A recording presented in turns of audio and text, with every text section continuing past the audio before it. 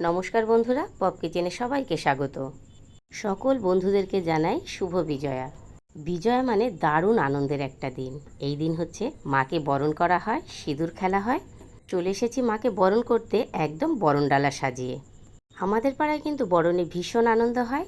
Line দিয়ে সবাই এক এক করে বরণ করি।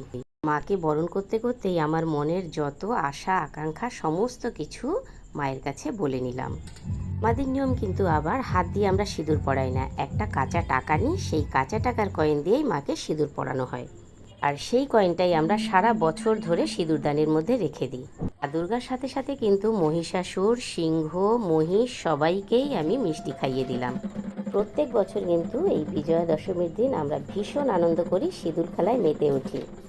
সারা বছর ধরে যাদের সঙ্গে দেখা হয় না, এই বরণের দিন তাদের সঙ্গে দেখা হয়, কথা হয়, ভীষণ ভালো লাগে। এবার এক এক করে কলা বউ, মা লক্ষ্মী, গণেশ, সরস্বতী, কার্তিক সবাইকে বরণ করে নিলাম, মিষ্টি খাওয়ালাম, জল খাওয়ালাম। মুখ মুখ কিন্তু এইটা এই সুরের ভেতরে দিয়ে দিয়েছি।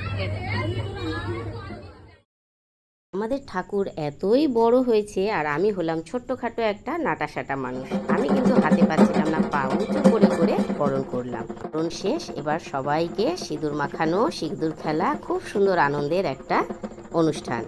বরণ করার পরে যখন সবাই সবাইকে সিঁদুর পরায় আর সিঁদুর মাখায়, কী যে আনন্দ লাগে সেটা ভাষায় প্রকাশ করা যায় না। সারা বছর কিন্তু আমরা গয়না না পরলেও এই দশমীর দিন সবাই যে যার যত গয়না আছে সব পরি। এই দিনটা যেরকম আনন্দের, সেই রকম দুঃখেরও। কারণ মা চলে যাচ্ছেন কৈলাসে, আবার 1 বছরের অপেক্ষা। বলো দুর্গা মাই কি জয়।